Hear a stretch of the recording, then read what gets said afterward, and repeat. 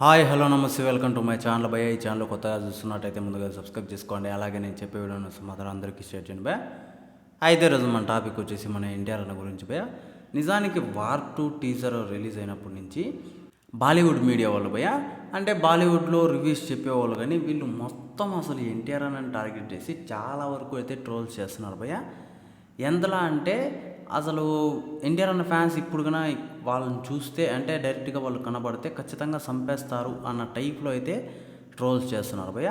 మరీ దారుణంగా ఒకడైతే అది పిగ్గి మనం కాయిన్స్ వేసుకుంటాం కదా, దాని ముఖం పెట్టి ఎన్టీఆర్ అన్న ముఖం పెట్టి అసలు మాట్లాడాడు.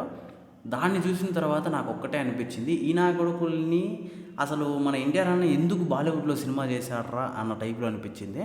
నాకు అంత బాధ కూడా అనిపించింది భయ్య. అయితే ఇదంతా పక్కన పెడితే చాలా వరకు అసలు మన పక్క అయితే రుతిక్ రోషన్ గారిని ఎవ్వరు కూడా ట్రోల్ చేయలేదు. అది కాకుండా ఇంకా సపోర్టివ్గా అసలు ఎన్టీఆర్ అన్ననే ట్రోల్ చేసి మనోళ్ళు కూడా మన రుతిక్ రోషన్ గారిని అయితే అది బాడీ హైలైట్గా ఉంది, అసలు జిమ్సన్ నువ్వు నిన్ను మించిన వాళ్ళు లేడు అన్న టైప్లో అయితే కొంచెం హైలో లేపేస్తున్నారు.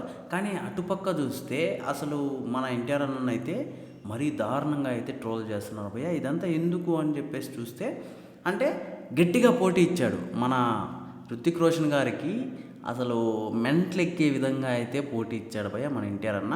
వార్ 2 టీజర్లో అసలు నేను ఇప్పటి వరకు చూడలేదు ఎన్టీఆర్ అన్నని అలాంటి యాక్షన్ సీన్స్లో అయితే కనిపించాడు. అలాగే చాలా వరకు అంటే మనకు అంటే రాఖీలోని అవుట్ఫిట్తో ఒకటి ఇప్పుడు ట్రెండింగ్లో ఉంది.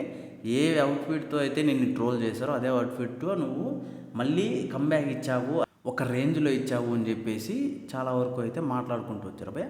అదంతా పక్కన పెడితే అది చాలా వరకు నాకు కూడా చాలా బాగా నచ్చింది అని చెప్పచ్చు. అసలు ఎన్టీఆర్ అని ఇప్పటి వరకు చేసిన సినిమాల్లో ఈ సినిమా ఒక 1000 రెట్లు ఎక్కువ ఉండబోతుంది అని చెప్పేసి నేనైతే చెప్తాను భయ్య. ఈ సినిమా చూసిన తర్వాత మొత్తం బాలీవుడ్ మొత్తం ఫిదా అయిపోతారని చెప్పొచ్చు ఎన్టీఆర్ అన్నకి.